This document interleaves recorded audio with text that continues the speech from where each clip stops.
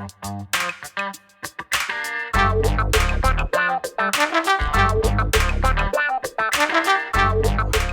guys, Montel here, and thank you so much for being a part of today's Let's Be Blunt with Montel.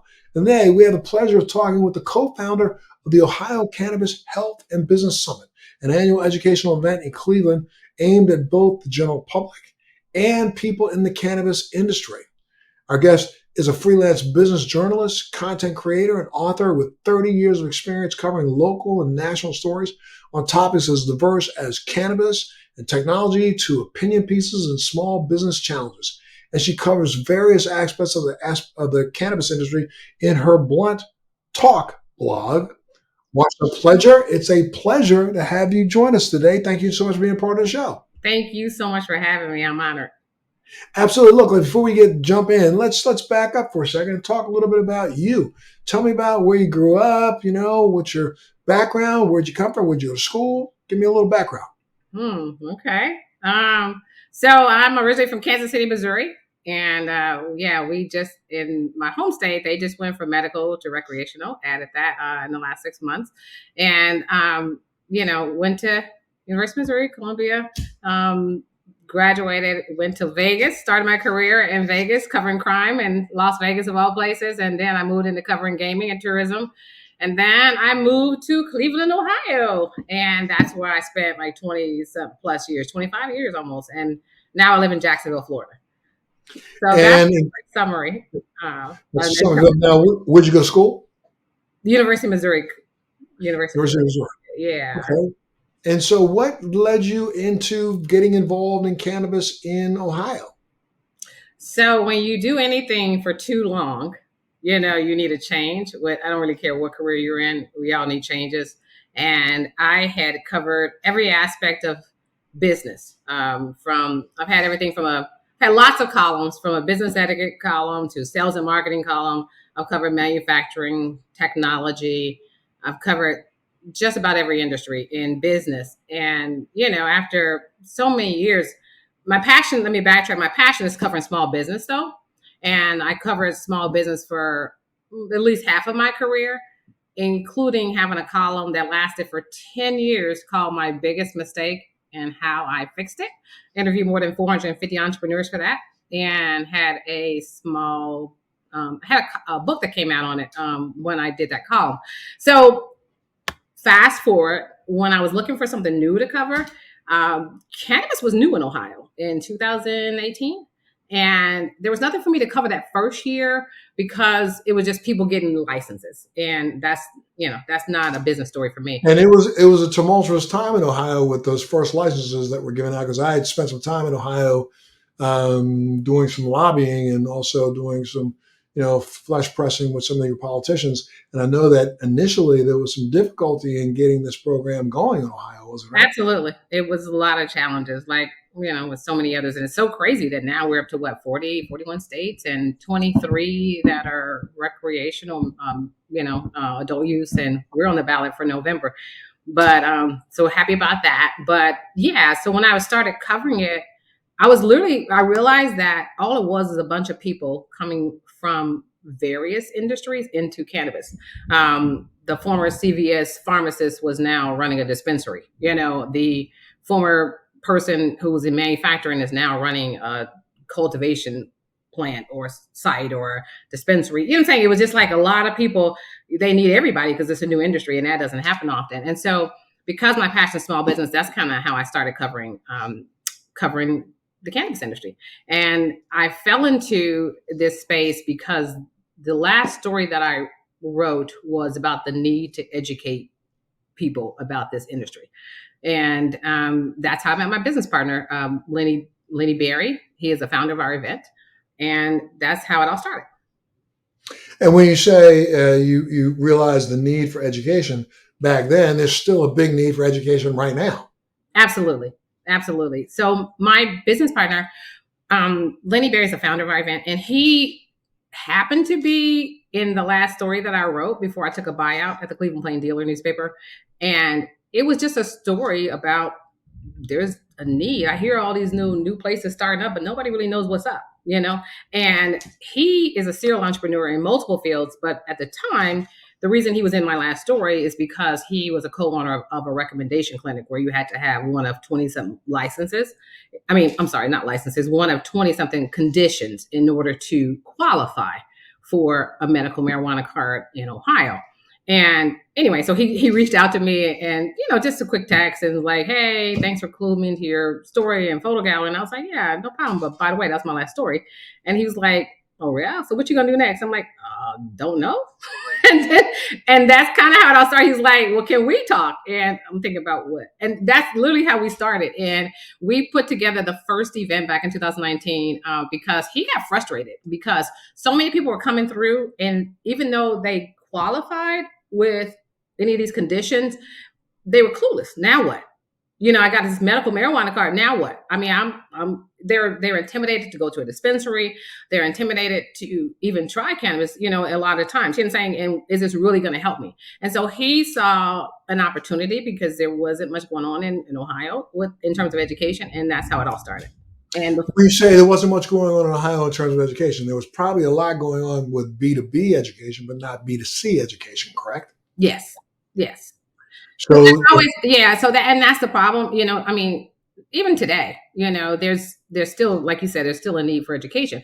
And, there's going to be challenges with any new industry, but, at the same time, there's still stigmas, as you know, and we just want to help play a role in dispelling those stigmas. So the Ohio Cannabis Health and Business Summit addresses issues associated with the development of business opportunities, but you also then put on forums where you educate the public on the value and viability of cannabis as maybe an alternative choice. Absolutely. So when we first started, we weren't even thinking about business, because we literally kind of threw it together in a few months and we weren't trying to make money because if you charge $5 in advance, $15 at the door, you're not trying to make money. You know what I'm saying? You're just trying to educate people. And to our surprise, several hundred people showed up. And so, but because he is a businessman, a serial entrepreneur, and I am a business journalist, it felt weird to me not to bring in business to it. And so at the last minute, we threw together a panel like at 4:00 on a Saturday. And I noticed, I looked out, I was moderating it, and I looked out and there was still like 200 some people still there. So we knew we had something, but then COVID hit, of course, the whole world shuts down and everything closed down. So we didn't have our next event, which is a whole different level now, until this past October. We had about 1,500 people and about 100 exhibitors, 50 some speakers. And so it'll be something similar this year, but way more networking opportunities. I mean, I have spoken at a gazillion, I can't even tell you the number of conferences across the country. And the conferences that I've been at recently, you said that you met me at Bazinga, all more business related, though they may put on one or two small forums for 20 minutes or 30 minutes to try to see if they can appeal to the masses and give them information. The majority of them are more B2B. I still see that today, which I think is really a testament of how far this industry has not grown. Because the truth of the matter is, it is the consumer that needs to get the information to be able to make this more of a viable industry. When we leave the consumer out and we don't let them know, like right now, I mean, in the majority of places around the country, the majority of the big sales opportunities are with baby boomers.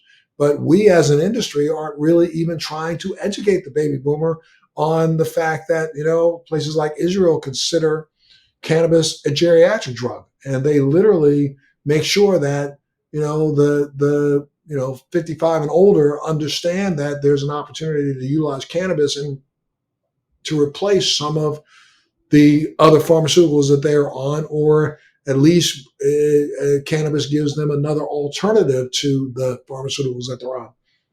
No, I agree with you wholeheartedly. I agree with you wholeheartedly, and that's the reason we will. Obviously, we would be nice if we made a quarter, but the point is, our goal is to educate. We're going after two different audiences, and it's very difficult because to bring value. But we're doubling down on patients and consumers and the general public if you have an Ohio medical marijuana card, you can come to our event for free, because we realize that in Ohio, there's almost 800,000 people who are registered with medical marijuana cards, but only half of them are using them. So that speaks for a couple reasons. Obviously there's a need for more education, but let's be real, it's still a business component to it, and we're similar to Florida. We're only medical. We're on the ballot for recreational. So they're going to Ohio. They might be going to Detroit or Michigan, where you don't have to have a license.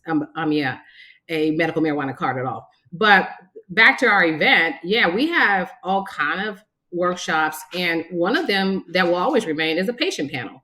And as much as we have experts from all over the country coming to our event, we are focused on the Midwest. We're focused on Ohio, but we have people coming from all over the country, of course.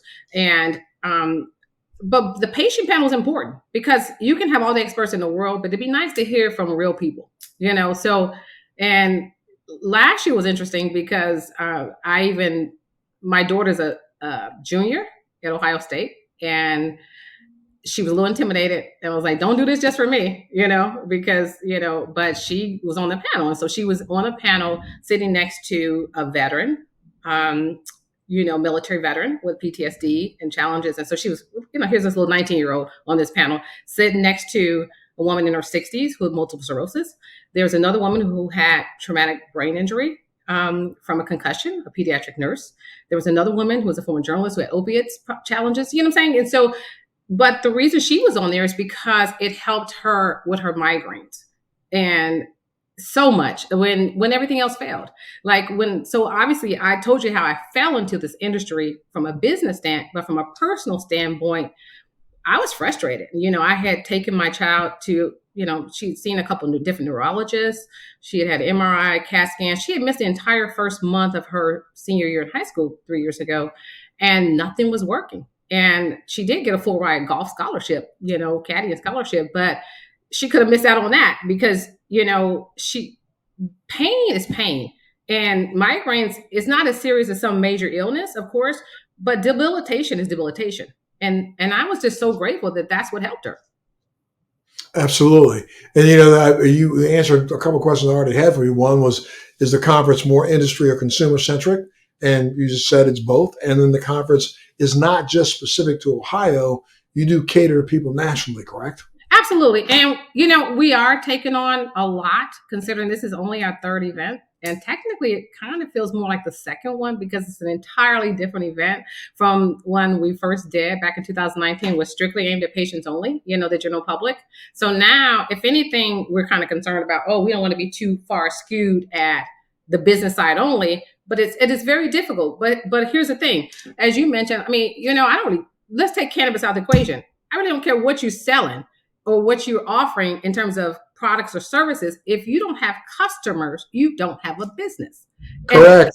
You know what I'm saying? And so much education is needed in this industry on both sides, because it's constantly changing. What was the news just a week ago with the Schedule 1 and to Schedule 3? But it has not been changed. So of course, yeah. There's stories that are being written that say, well, there was a recommendation, but again, where did that recommendation go? It fell on deaf ears because this president isn't going to do it. Now, I'll bet you, as we get closer to the next election, both sides of the campaign are going to jump aboard the same way they did before 2020. You had Biden and Harris coming out, yes, in the first 100 days, we're going to do something, and they've done nothing.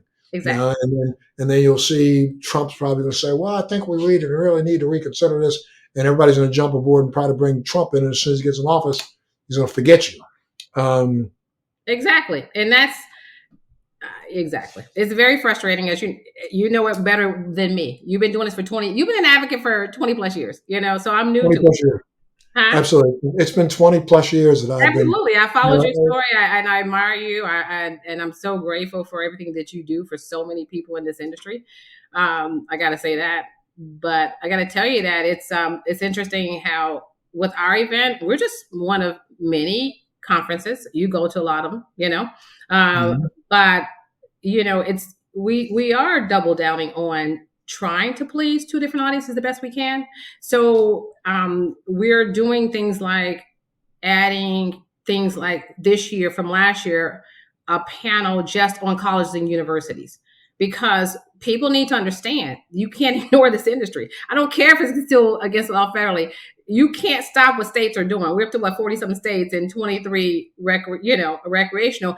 And these kids need to understand that there's opportunities in this industry. But unfortunately, I mean, you did throw something out there correct. We're up to 40 plus states Yeah, in the District of Columbia, but at the same time, when we were only at like 35 states for same-sex marriage was passed nationally. yeah. This is an issue that really, literally, is going to be, I don't know, divisive until an entire generation dies off. Because this is also a tool that's been used for now To keep people almost down. 100 years. Correct. It's a To tool keep that's people been down. used. And that's why it makes me sick. It just I don't even know what else to say. Like, even we're just one of many conferences, but we're in our event, we're adding an expungement clinic. You can get your medical marijuana card on site, because we have an ancillary business panel. We've got all, you name it, we've got it, and as well as some smaller workshops. But it's very disconcerting. It's very upsetting that now that it's time to make money in this industry, how is it you getting tax dollars on stuff for some people who are making millions in this industry, and then there's so many people of color who are in jail. Who are still being put in jail. Exactly. Right. We've also decided. I mean, a lot of people have ignored, and this industry has ignored, which I'm really, frustrated by, is the fact that the industry has stopped talking about the fact that even in those states that are legal, they are still arresting brown and black people and putting them in jail for having cannabis in their pockets. Exactly. Especially in the state of Ohio. I understand that in Ohio, I mean, literally, you can go into the wrong jurisdiction, and somebody, even though you just left a medical dispensary that's a legal dispensary with cannabis in your pocket, they can arrest you for that cannabis that you got from a legal facility. It's crazy. Yeah. It is crazy. What do you think the chances are Ohio passing and becoming a rec state? I mean, we're optimistic. One of our mini panels is a legislative panel, and you just need 50% of the vote plus one or something. But there's already people lining up on Republican, our governors against it, and so many others. So who knows? What? Before you go jump past that, what are their reasons and objections to it in Ohio? It's like what you hear in any other state. You're always going to hear people say, "Oh, it's a gateway drug," or "It's this, that, and the other." And it's the same thing you hear in any state. All the negatives. People are going to misuse it if it goes recreational, and there's going to be more accidents. There's going to be this, that, and the other. It's the same thing in any other state. But I'm optimistic, and I just firmly believe. I don't care if you touch cannabis a day in your life. It's the second biggest issue in Ohio that's going to pass, and I need people to support that. Issue two. I mean, I need to vote yes on it on issue two. The issue one is abortion. So it's interesting, because let me put it like this: last year at this time, it was very difficult to get journalists to cover the industry, and I don't blame them for not covering one event, because as a journalist myself, it's not like I wanted to cover a conference, because how do you really cover a conference unless you have one big name or one big issue? I get that, but I don't understand how you couldn't cover the state of Ohio's industry. So we had coverage, but it wasn't much. This year, everybody's covering it, and so because you can't ignore it, because it's going to be on the ballot. So I think that's positive, that it's bringing more awareness. And are you one of the only conferences held in the state this way? The largest, yes. And so what do you anticipate your participation is going to be this year? I mean, we're hoping for at least a few thousand. We only had, it was technically just, the first one was, like I said, it was back in 2019. So last year we had about 1,500 people, about 100 exhibitors. We had about 50 speakers. So we're expecting at least 2,000, but it'd be, hopefully at least 3,000, so we'll see. Mm-hmm. And where do you hold it at? Do you hold it at a convention center? It's going to be at the IX Center in Cleveland, Ohio. It's about 5 minutes from the airport. In Ohio, there's only two real big places you can have conferences, either downtown or at the IX Center. And the IX Center is where everybody has big stuff, like the Home and Garden Show, the gaming show, the Christmas show, and anything big, the boat show, the auto show, anything like that. So that's where we're having it. It's about 5 minutes from the Cleveland airport. And go ahead right now while we're on it. give out all the stats where people can go to figure out how, if they want to fly in and be a part of it.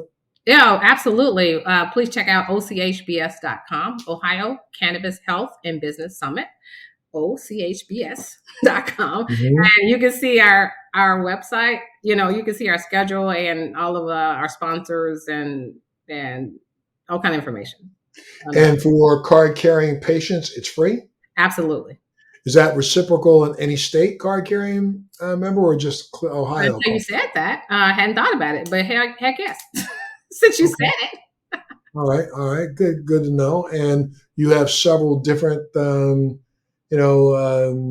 workshops range from everything from executives in cannabis, women in cannabis, ancillary businesses. The list goes on and on. We're doing it. We're cooking with cannabis.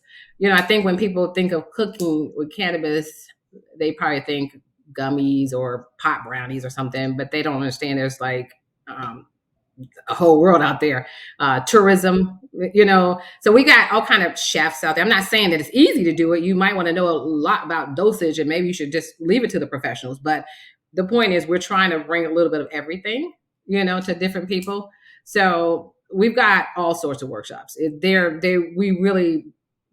did our best to try our best to serve both industries, both sides, both people in the industry and the general public. And we're also, and here's the thing with any conference, as you've been to a lot of these, what do you really get out of any event? Forget cannabis. It's like, what do you personally get out of it?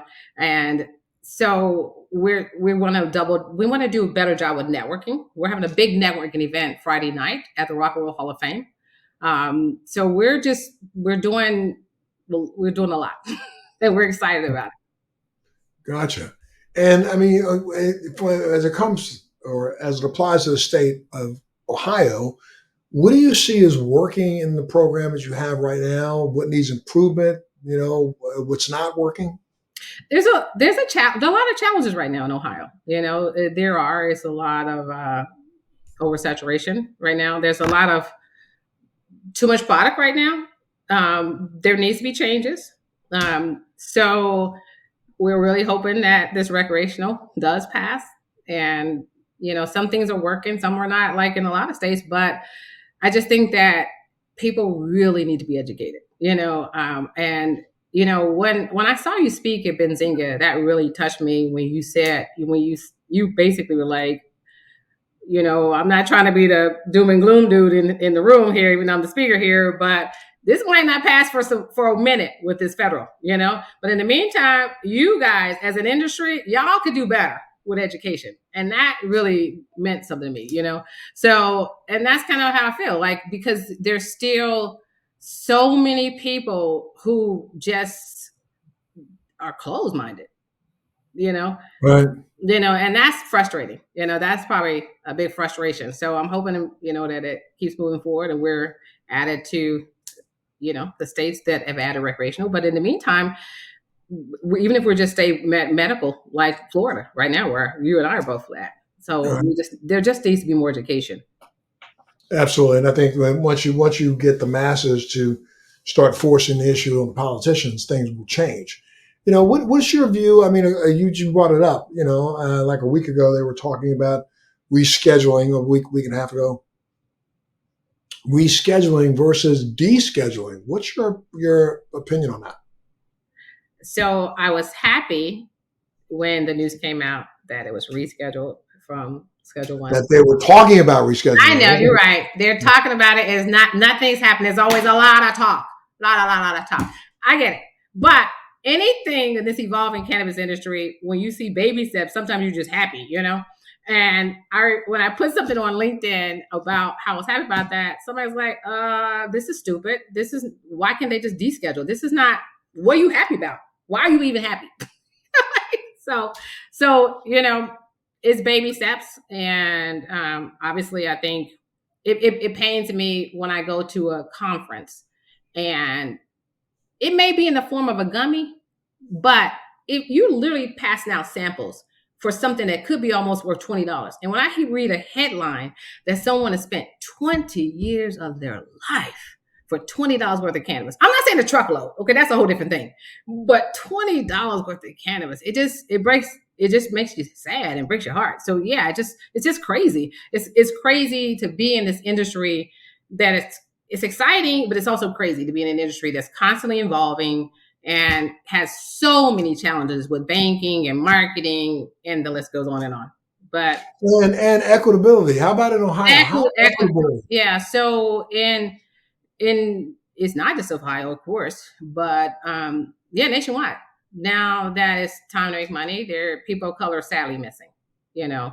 And there's different ways to be in this industry, as even what I'm doing, me and my partner and I are people of color, so we're considered an ancillary business, providing education to the industry. But there's different ways. One of our panelists, for instance, is a young guy who he's actually in your city, Vibes B&B. It's an Airbnb, that allows people not to feel shame for using their medicine, or even if it is recreational, they shouldn't be penalized for extra cost. So he found an opportunity with doing that. So cannabis is touching every industry. Like one of our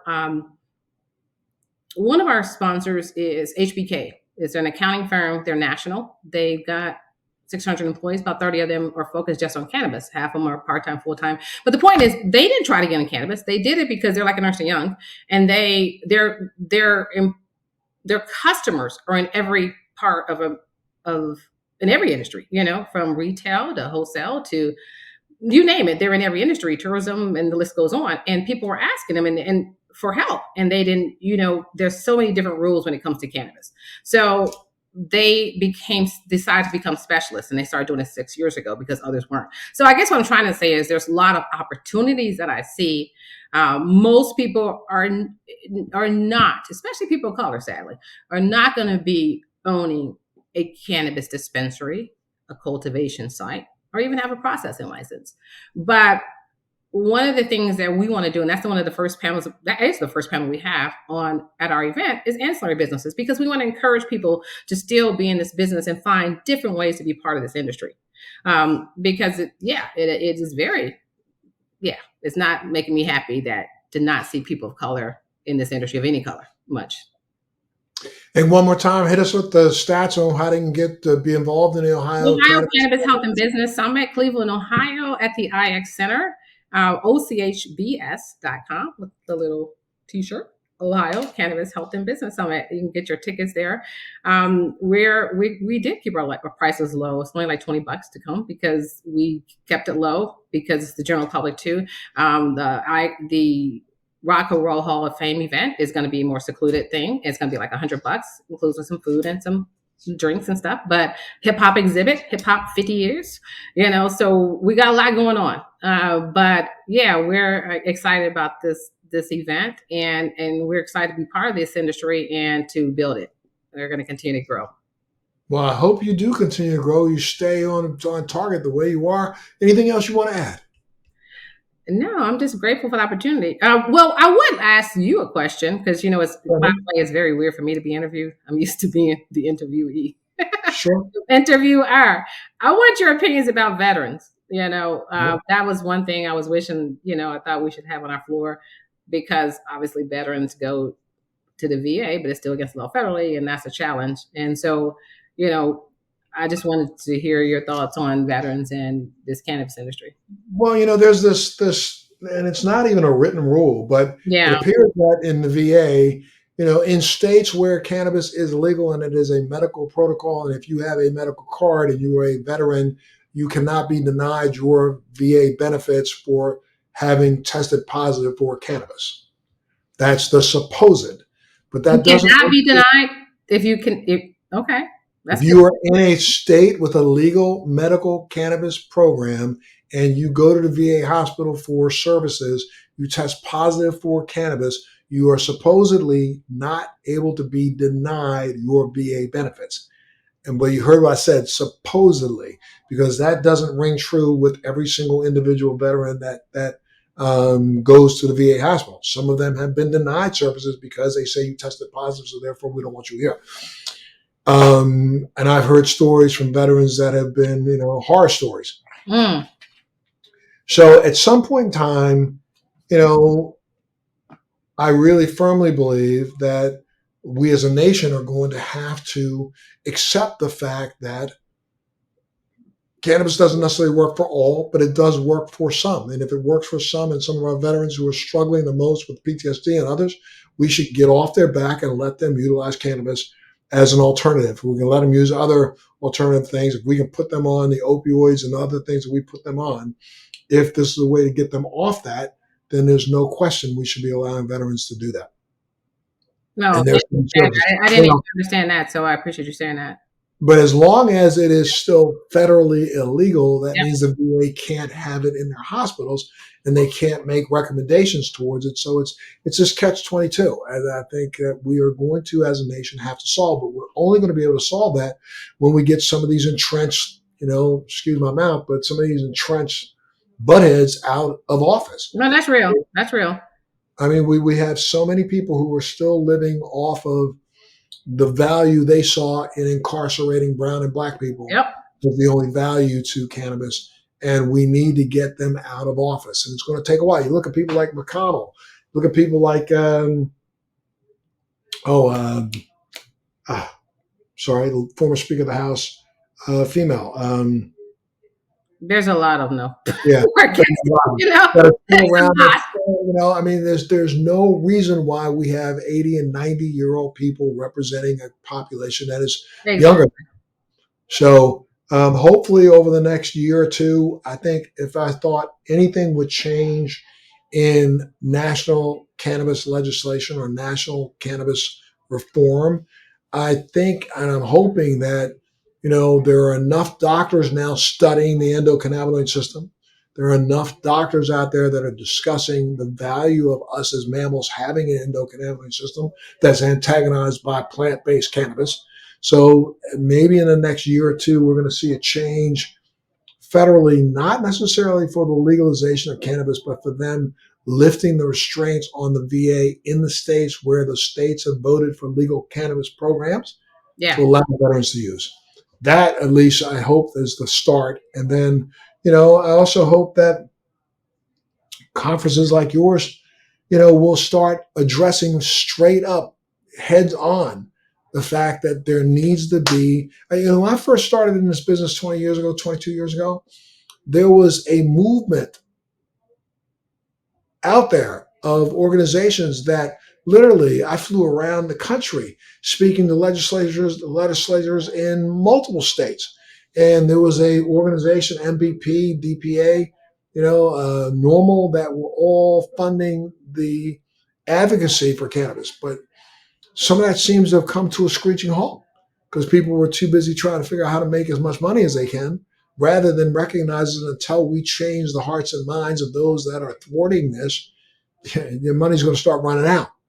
So, I would hope that, we start to see more conferences like yours and others, hold forums about what do we all collectively have to do to come together to start the advocacy again. The advocacy is what's missing. We're not getting people knocking on the congressman's door, knocking on the senator's door, calling them out when they see them at a restaurant. We need to start that advocacy, and I'm hoping yours conferences like yours and others, maybe put a panel discussion together that way to get people just thinking about working together again this way. Advocacy and coming together is everything, and education, because you don't know what you don't know. And, there's still way too many stereotypes and stigmas with cannabis and doesn't, and there's still, which is unfortunate, and I don't think that's going to happen unless you have change until you have people willing to come out to events and hear all kind of speakers. But like I said, that's the reason we didn't just have, of course, experts are crucial. You know what I'm saying? Because you have to have that, of course. So we're fortunate. We have a keynote speaker. It's Andrew D'Angelo. He's a global consultant, Sure. and he's a co-founder of Last Prisoner Project and OG and multiple cannabis books. So you got to have those people and so many local people as well and all kind of people, But Yeah. I can't say enough about the importance of a patient panel too. And Yep. that's why I am happy to have someone from a young person to someone who's, baby boomer, who can speak to different challenges. And like you said, it's not going to work for everybody. It's not some magical cure. I read about you, and you tried lots of things, and you have your own line now and stuff. But it's not like this one thing is gonna. Oh, I'm gonna try this one thing is gonna cure everything. It takes time. One of the people on a panel last year, and she's actually we don't have many people coming back from the year before. We want to bring new people in, but maybe 5% are coming back. And one of them is Nikki Lally, and she's cannabis. She's a pediatric nurse who was totally against cannabis, and never thought about cannabis one way or the other until one day. It's a freak thing. She was holding down some child for a standard inoculation, like 10 or 12 years old kid. And he was so scared of inoculations, he bucked his head up against her, and she flew across the room and came back and hit her. The point is, when she went from, at one point, it was the last day on her job. She had a concussion, and she didn't know that it was just a typical day. And she didn't know that she would go from, working one day to next thing you know it, she's on, not at one time, 30 pills though, and at some point 50, and then she was just suicidal. You know what I'm saying? At one point in her life, and nothing. She went to different doctors, different, out of state, and blah blah blah. The point is, she was totally closed against cannabis, and cannabis changed her life. She's down to like 3 pills.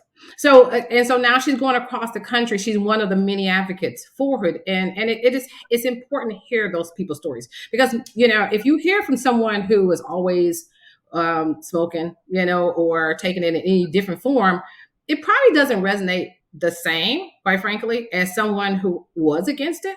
And for her, she said it's not like it was some cure-all overnight, because she's in New York. And, I think she's in Rochester. I can't remember. But the point is, she had to go to Canada at first, to get her medicine.